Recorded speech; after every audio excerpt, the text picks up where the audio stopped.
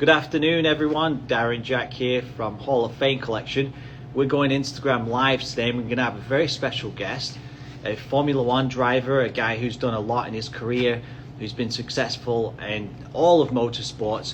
And we have some cool memorabilia from his career as well. Right behind me, you can see it's a lot better looking than I am. A lot of really neat pieces of memorabilia and great memories from his career as well. So we're going to have Mika Salo join us shortly. Let's just see if he's coming on live with us. In the meantime, feel free to comment, tell us where you're tuning in from. I have to say hello to my mom. She's always watching live from Florida.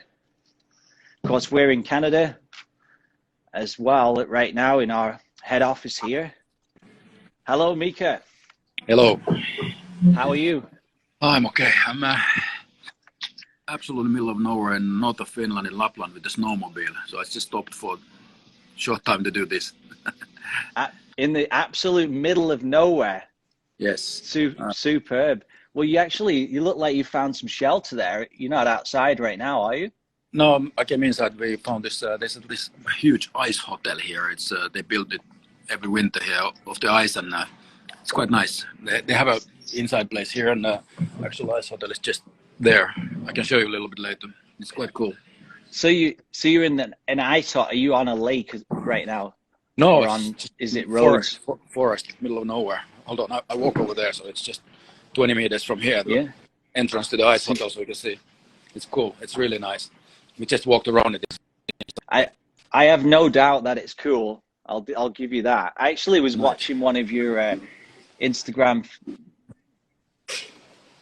Can you hear me? Can you hear me? Yeah. Yeah, we have some Finnish fans tuning in as well. This is wow. So right now it's 7 p.m. there. Here. There's a movie theater, and this is just the hallway there, and all the hotel rooms are back there. It's really good. It's nice. So when you talk about an ice hut, I'm sort of picturing an old-fashioned hut in the middle of the lake, but this is pretty advanced, I would say. 5-star ice hut. Yeah. Great. Well, thanks for taking the time to join us and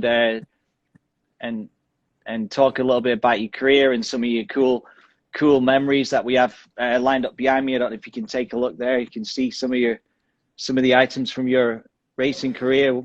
You know, what comes to mind when you see some of those? A lot of good memories, I presume.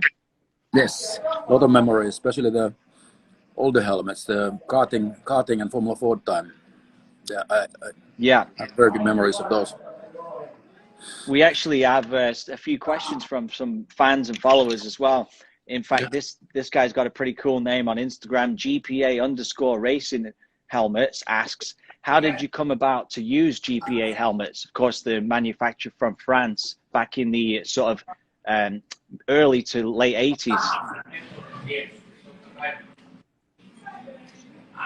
There's some drunk Finnish person there and making a lot of noise. Is it? We had a question. How did you come to use GPA helmets originally back in the mid to late 80s? Yeah, there's actually T missing from the helmet. It's supposed to say Colt. It's a cigarette company in Finland. Ah, right. T missing from there, but I think we had to take. It was like covering, so we had to take them off sometimes. So yeah, GPA was good in karting because it didn't have the strap, and it used to be my own mechanic, so always hands were really dirty, and helmets looked like really bad after a few times after you used them and used the strap. GPA was so easy because you click it on and off, and it was actually very comfortable in karting. I used it in the Formula 4 also. I noticed that a lot of people probably these days are not even familiar with GPAs. And in fact, I'm lucky that this is the first GPA I've actually ever owned in person. So this is pretty cool just to show people how they opened. It was actually nicknamed the SJ, which is Sans Jugulaire. That's my beautiful French, which means basically without the jugular. So they would connect there. They're extremely rare, and a lot of people, Mika, these days they love collecting these because they're pretty unique. I want to talk about your early sort of Formula Ford days in karting. How did you get into racing, first of all? Obviously, back in Finland, there wasn't a lot of open-wheel drivers to follow. You know, Keke Rosberg was the main one, of course, back then. But tell us about your entry into racing. Yeah, I was living not far from Helsinki, and we had a circuit very close by, and we could hear the sounds. There was a big circuit and a kart circuit in the same place, and we could hear the sounds where we lived. And take me over there to have a look what's going on there, and that was it. And, we rented a small go-kart from there, and did a few hours, and then I just kept pushing my father to buy me one, so he bought me one after that, and that was it. I was gone. Yeah, you was hooked. And then you went into Formula Ford in Finland. I think it was in 1987. And then from there you also went into Great Britain to the Formula Ford Festival for I think 88 and 89, where you used a couple of these GPA helmets. What was that like for you visiting England for the first time and seeing such a big circuit and probably big fan base even back then too, right? It was a big race. Formula Ford Festival was a great race, and I did twice, 87 and 88, and it was really nice. And you really have to be quick there to make it all the way from the heats to the final, and you really have to try well, and no one mistake and you're out and you can go home. But I really liked it a lot, and I never won it, which is sad. But I think I finished 10th. 10th was my best result in 88. There's a lot of good drivers in that series, and then from there you actually went into Formula 3, which amazingly there's so many good drivers during that time. You had, your great rival Mika Hakkinen. One of the questions here we have, of course, is was the rivalry as big with Mika Hakkinen as the press made it out to be? That's driven photographic. Asked that question. Yeah, well, it was. We were both from the same neighborhood in Finland, and we were basically fighting for same things. So it was hard, but we were still friends that time, and we traveled a lot together in the races, and we were friends always, and it wasn't really anything like a hate relationship or anything. We were rivals on the track, but we were friends outside of the track.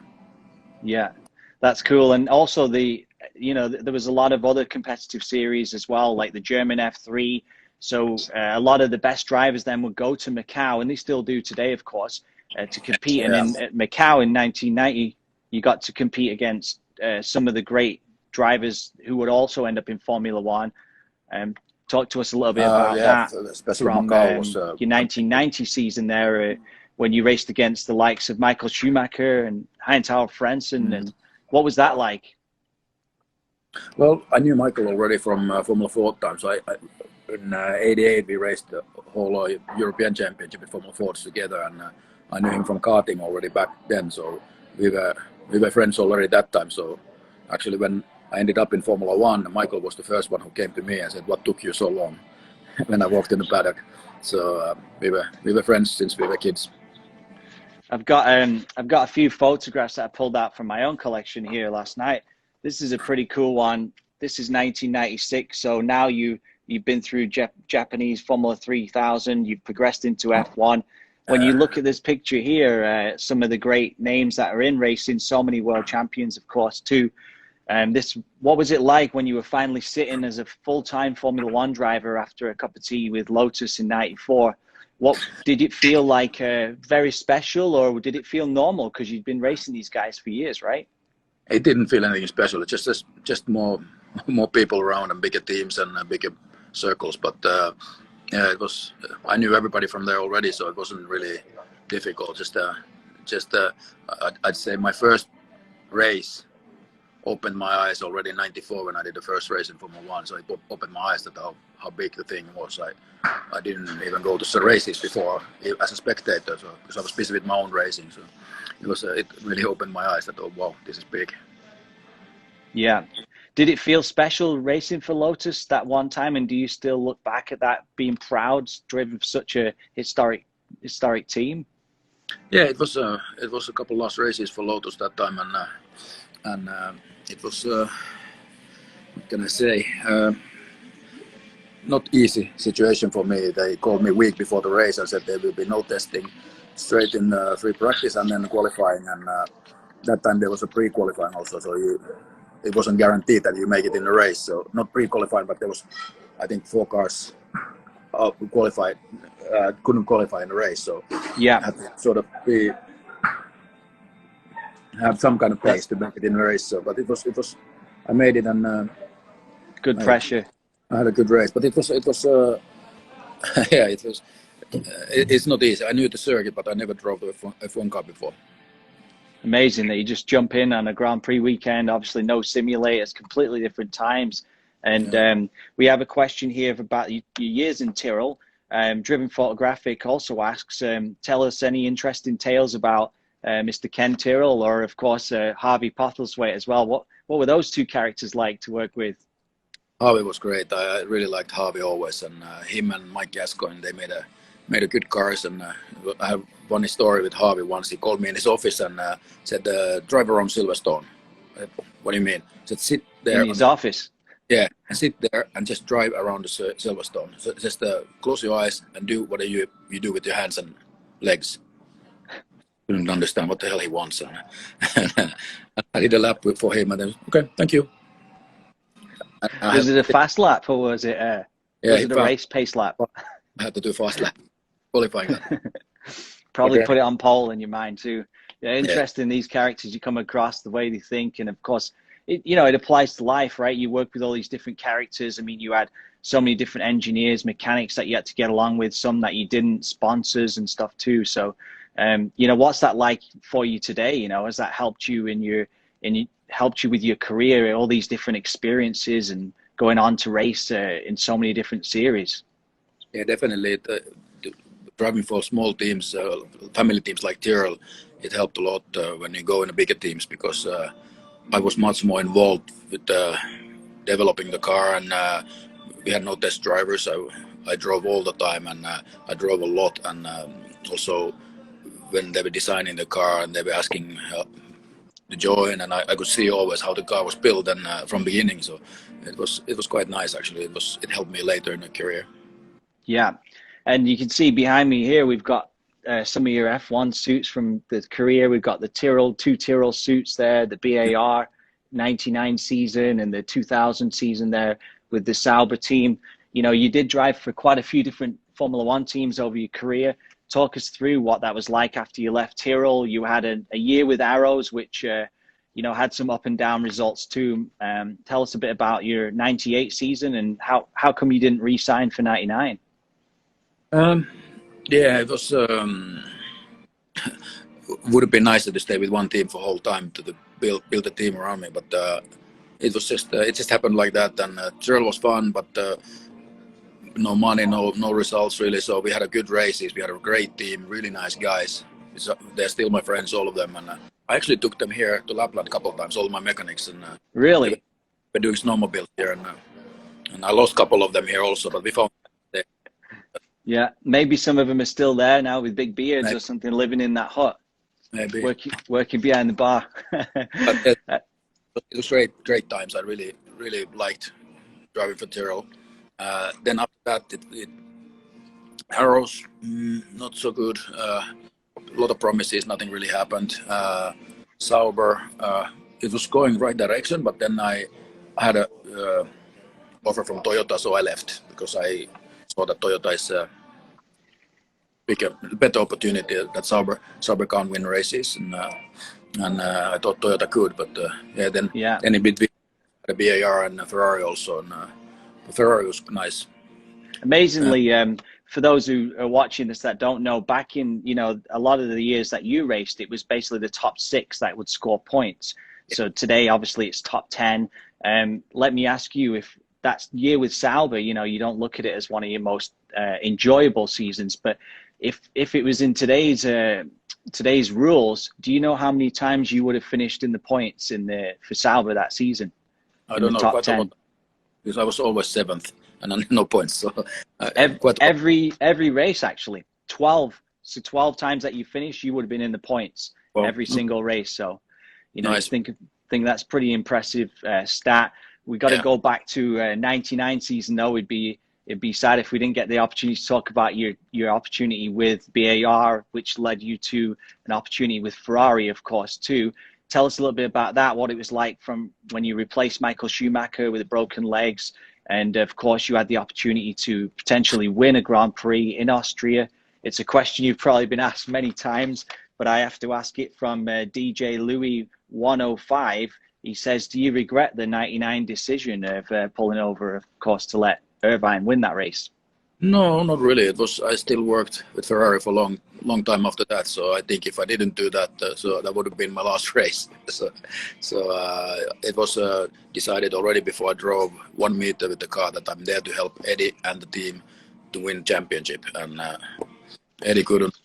Team won the championship. So, but I had. It was not the only time I helped him.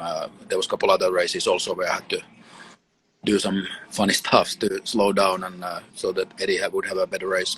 But yeah, we had fun with Eddie because I known Eddie since Japan. So we had a great team together, and I really liked it.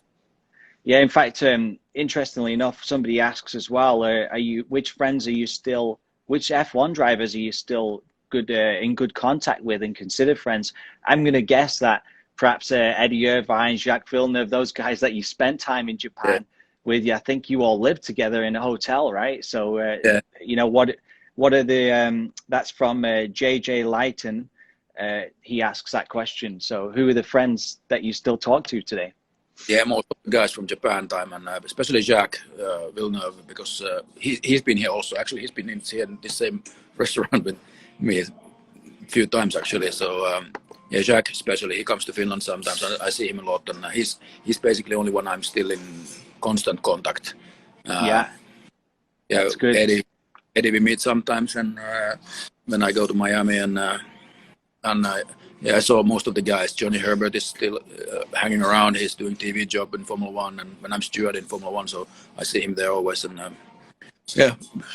some of the guys are not racing anymore, and some are passed away. So like Roland Ratzenberger is gone, Jeff Krosnoff is gone. So those guys I miss a lot, and we were all friends together. And we sort of Japan times were really nice. We had a good group of guys there, and we were hanging around always together. We traveled to races together, and we stayed in the same hotel all together, and we did all the bad things together, and which I can't say here, it's not printable material. So absolutely, you can tell us. There's only a couple of people watching. We won't tell anyone. Or you can save it for your book one day. How about that? I've got another picture here. These are some of the pictures I actually took myself, hobby photographer. You signed this for me, so I'll put checks in the mail. Tell us a bit about your years with Toyota. Of course, you in 2001 you didn't race, so you was doing a lot of testing. You had your horrific accident, which you broke your back, and then come back and raced with Toyota. What was that like working with that Japanese team? Is there any good memories you can have from that, or was it a difficult time? It was the first year. Yeah, test year was fun, but it didn't make progress like we thought. Our test car wasn't very good, so it was heavy and very difficult to work with. But we went through most of the race circuits around the world. We traveled behind the Formula One circuits always. We went there a few days after they're gone. We went there and we did like a race weekend, and so just to get experience for the team. And then first year's race car, we had a really good engine in it, but the car wasn't great. But I wanted to stay one more year because it started to go right direction. It took a long time, and but then I had an option for third year, but Toyota didn't want to keep it, so I left. I went back to Ferrari and started with GT cars. That's right. You did a long career with Ferrari. I was always interested because obviously you was with the Risi Competizione in the American Le Mans series. You won championships with them. I mean, this is one of the cars here that from Mosport 2008, a race that you actually won. You won the Sebring 12 hours. We had victories at most of the good circuits in America. Tell us a little bit about that, how it came about, and was that a lot driven by your relationship with Ferrari to get you that drive? Yes, I actually did it 1 year first. When I stopped in Formula One, I had a phone call from what was it? Uh, Hold on a second. I have a just it's just there. Well, it'll come back. But I went to Maserati first. They are starting GT program and they were developing MC12, and I joined that program with Bertolini, and we won basically all the races with that immediately. And then Ferrari asked me if I want to do the GT Championship Europe. I said okay. I started with the started the championship, but they penalized me already. I think, if I remember right, they gave me 50 kilos extra weight just by being Formula One driver. It wasn't really fair at all, and it was really difficult. So I just 50 kilos. Yeah, and every time you win, you get another 50 kilos. So we were driving bus compared to other guys. So unbelievable. Then I pushed Ferrari to let me go to Japan, America. There was no penalties for anything, and it was just fair racing. And I really liked the time with the Risi and Ferrari in ALMS. Yeah. I mean, you had a lot of success. You won Le Mans twice as well. Of course, one of the helmets over here, the Stilo, if you can see that, it's amazing that helmet now is almost 10 years old. It still looks very futuristic in that. Obviously, at Hall of Fame collection, we're big into the helmets here. And I'm pretty sure that you're the only driver in history, professional driver, that's ever used GPA helmets, Bell helmets, Arai, Laser, Stilo, and I'm sure I'm missing one that's behind me here somewhere. I think that might be it, but you're the only driver to ever wear all these different type of helmet makes. Tell us a little bit about what your favorites were and how you came about using these different helmet designs, such as the Stilo versus the GPA. I used RI when I was in Japan. I had a big accident, and actually it was with arrows. I used RI until arrows times, and somehow I hurt my head a little bit because it was such a heavy impact. So I started to try different other helmets, and then I went to Bell, and Bell had a really nice service, and it was all good. Laser is from Formula 3 times. It was a sponsorship deal. It was nice, but a bit big and heavy. And then Stilo came for the GT cars. And actually Stilo is making very nice helmets now. They're comfortable and very safe. And the first Stilos were a little bit big. So for the GT cars, they were a little bit difficult when we were doing driver changes. So it hit the roll bars very easily. But now Stilo is the last few years, it's been same size as others, and really comfortable helmet. Yeah, that's a great point, actually. It's not something that a lot of people think about. You know, when you're doing the driver changes, you're sharing the car with 2 or 3 different people. You've got to compromise the different seat positions and everything else, and then you've got to jump out. And with that helmet being so much, I'm going to pick it up to show a lot of people who haven't seen one in person, but it's so much visually larger than some of the others, then jumping in and out of the car may be difficult, right? And this is kind of cool also with the visor. I got to presume this is from, you know, for races like such as Sebring 12 hours when you've got the sun, and then is that what it's for, to have the extra visor to bring it down and at night to pop it up? They made a rule because I didn't like having a visor in because we have a windscreen already in a Ferrari, and somehow it made a funny reflection. So the rule says that you must have a visor. So we started to cut holes in the visor. So we had a visor, but on it. So then Stilo made this one, and this was excellent. So I can just flip it up, and it didn't bother me. But if the sun came down, so I could put it down a bit. Yeah, we had that Bell visor that was cut open. Interestingly enough, you use this in the V8 Supercars as well, partnering with Will Davison. Will Davison, good friend of ours too. But tell us a little bit about what that was like, because you actually had victories there at the Gold Coast 600 in that series, as well as you won the 12 hours of Sebring also, right? Yes. No, I like Australia a lot. That Surface Paradise race with the Super V8 was really nice. The event is so great. It's a shame they don't do that anymore with the international drivers, because they wanted the international drivers to do the whole all the endurance races, and nobody could really do that. But the winning Surface Paradise was actually really nice. I liked the race, and I liked the cars a lot, and it was a great race. Yeah, amazing. You've won in so many different racing categories. for us at Hall of Fame Collection, getting all these items in to look back over your career. It's been a real pleasure, honestly, just looking through them. Obviously, we are in Canada and close to the United States, so it would be a shame not to talk about your short stint in ChampCar. Tell us about how that came about. I'm guessing that was with your relationship with Cal Coven, and amazingly, you raced, I think, 4 races, and you finished on the podium at the Miami race. I think it was a 3rd place finish in your second ever start. Tell us how that came about, and also as a follow-up to that, Brock Banter on Instagram asks, were you ever tempted to do the Indy 500? Yeah, so ChampCar came because I was friend with Greg Pollock, and they had problems with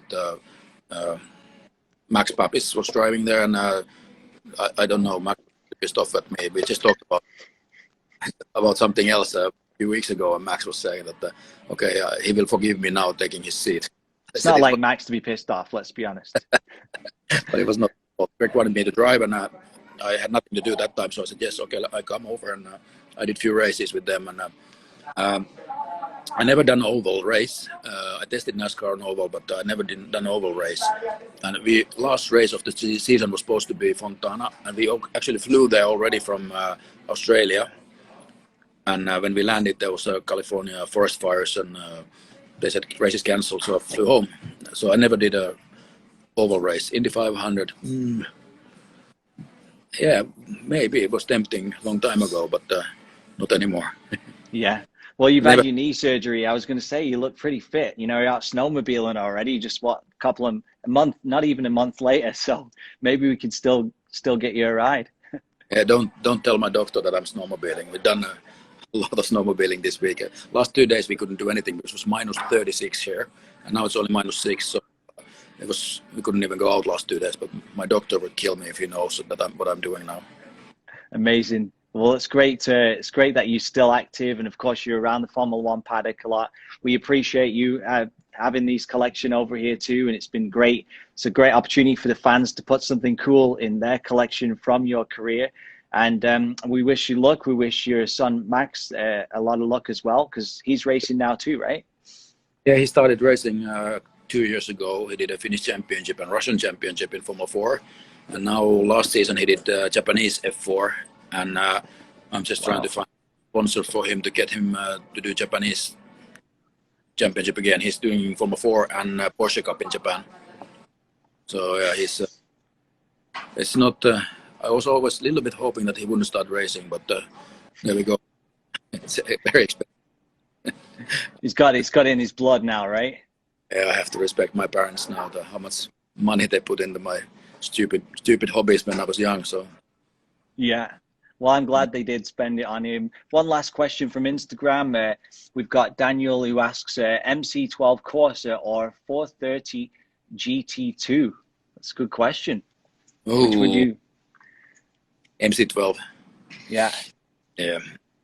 Pretty amazing. Amazing car.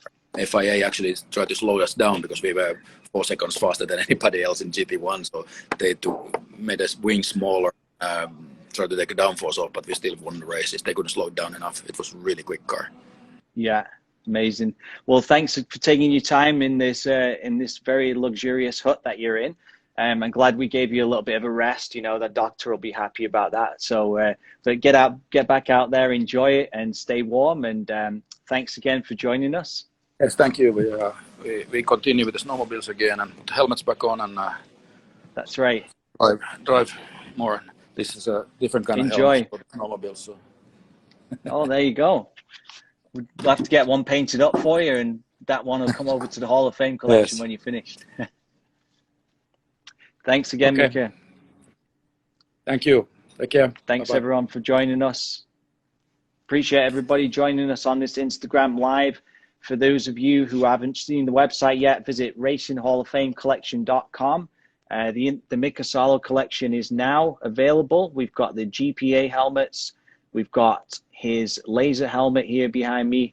And we've got also the Stilo helmet and the Bell helmets. And you know what? Now that Mika's gone, I'm going to give you guys an even closer look.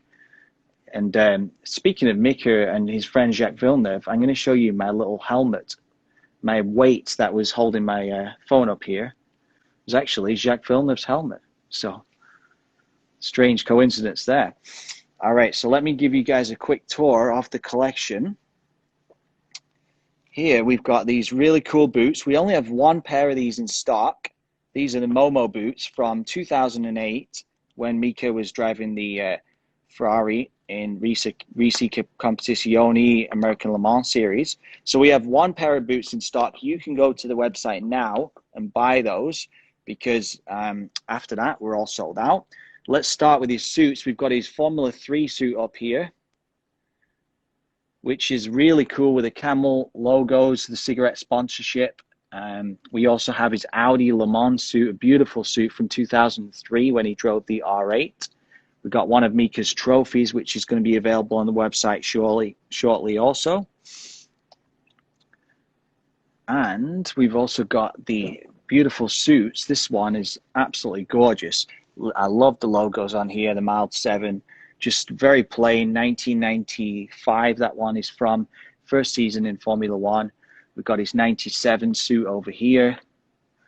His 99 suit with BAR when he was teammates with Jacques Villeneuve. And of course we have his 2000 suit as well. So we only have one of those each in stock. The Stilo we talked about. Really cool helmet. And feel free to ask any questions here. I can pay attention a little bit better now. It's just me. This is the laser helmet. Unbelievably cool helmet. He said it was heavy. He's not wrong. A lot of kind of almost a very Alan Prost looking style helmet. But I talked with Mika earlier and he said that was just a coincidence. The GPA helmets, we've got two of those. So this one is cool. It's opened, ready, kind of displayed. So the GPA was actually nicknamed the SJ, so Saint Jugulaire, which is my attempted French at basically without jugular. That means there was no helmet strap in there. It basically would just clip on the driver's head. And the drivers loved them. They were very comfortable. And this one here has got the 1988 tech sticker. And this one has on the other side, the 89. We've got the Bell Fueling 2. This one is already sold, actually. And we've got the Bell K1 or K1 Sport, if you like. This is the Formula 1 helmet from when he was with Sauber, which is really nice. And that's it, folks. So thanks for joining us on Instagram Live. Make sure you give us a follow if you are just following us coming over from Mika Salo's feed on Hall of Fame Collection. And check it out on the website today, racinghallofamecollection.com. Goodbye from Canada. Goodbye to my mom, who's on here also, and to a lot of our normal followers here. Thank you for tuning in from all over the world.